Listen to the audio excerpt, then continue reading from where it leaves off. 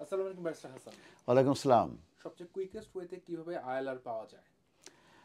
আজকে যে বিষয়টি আলোচনা করব এটি ভেরি একটি ইন্টারেস্টিং বিষয়। সেটা হচ্ছে যে কুইকেস্ট ওয়েতে কিভাবে দেশে সেটেল হওয়া যায় কিংবা আইএলআর পাওয়া যায়, যেটাকে indefinite leave to remain in the UK বলা হয়ে থাকে। আমরা সাধারণত জানি যে 5 ইয়ার্স থাকলে পরে সাধারণত সেটেলমেন্ট কিংবা আইএলআর অ্যাপ্লিকেশন করা যায়।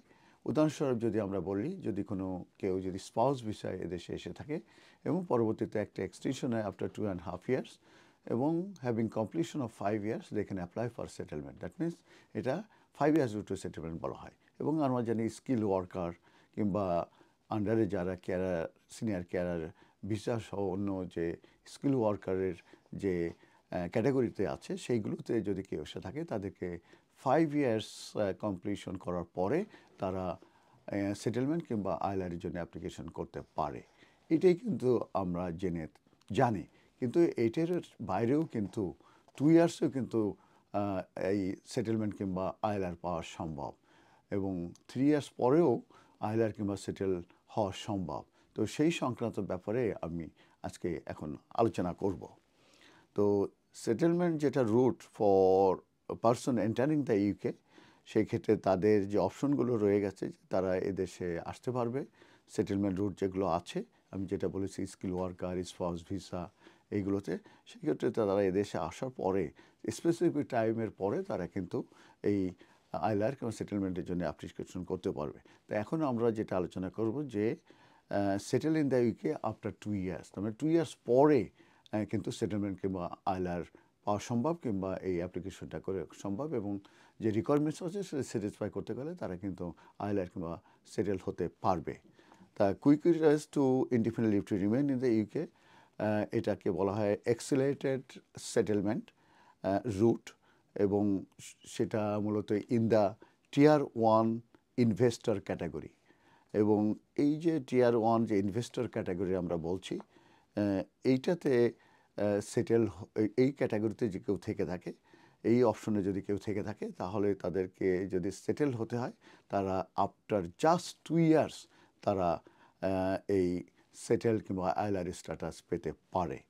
এবং সেই ক্ষেত্রে দেখাতে হবে যে যারা এই ক্যাটাগরিতে আছে, টিয়ার 1 ইনভেস্টর ভিসা ক্যাটাগরিতে আছে, তারা যে তারা ইনভেস্টেড করেছে এবং তারা মেনটেন করছে একটি ইনভেস্টমেন্ট, এবং সেটা হচ্ছে of at least 10 million in the UK.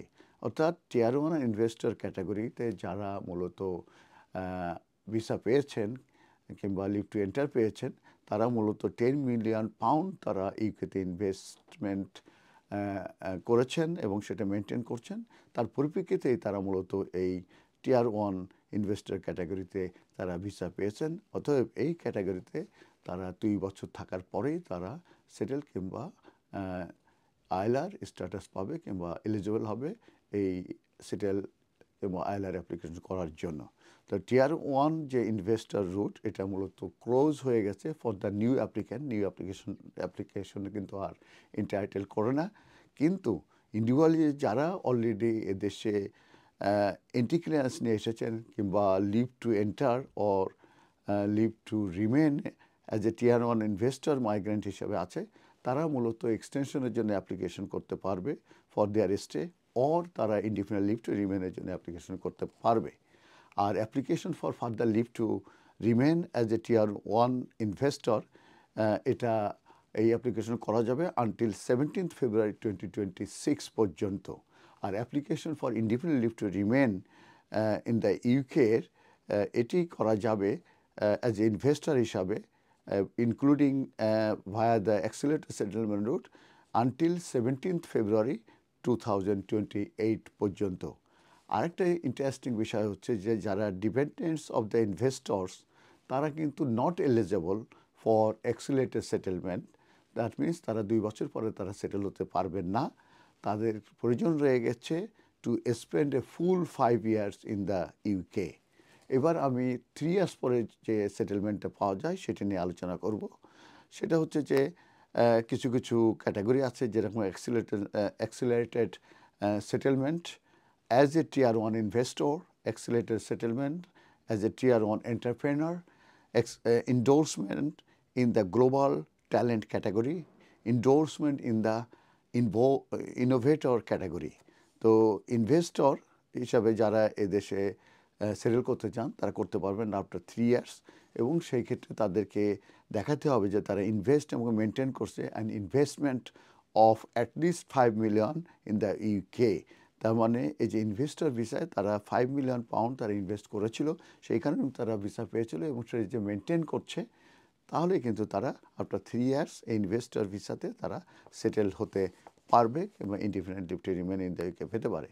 তা টিয়ার 1 ইনভেস্টর রুট এটাও কিন্তু ক্লোজড হয়ে গেছে ফর দ্য নিউ অ্যাপ্লিক্যান্টদের জন্য, এবং এক্সিস্টিং টিয়ার 1 যে ইনভেস্টর ভিসা হোল্ডার্স তারা মূলত indefinite leave to remain in the ইউকের জন্য অ্যাপ্লিকেশন করতে পারবে as a tier 1 investor, including via the accelerated settlement রুটে, এবং এটা ভ্যালিড আছে আনটিল 17th ফেব্রুয়ারি 2028 পর্যন্ত। এবং আমি বলেছি যে ডিপেন্ডেন্টস অফ দ্য ইনভেস্টর্স তারা কিন্তু not eligible for accelerated settlement.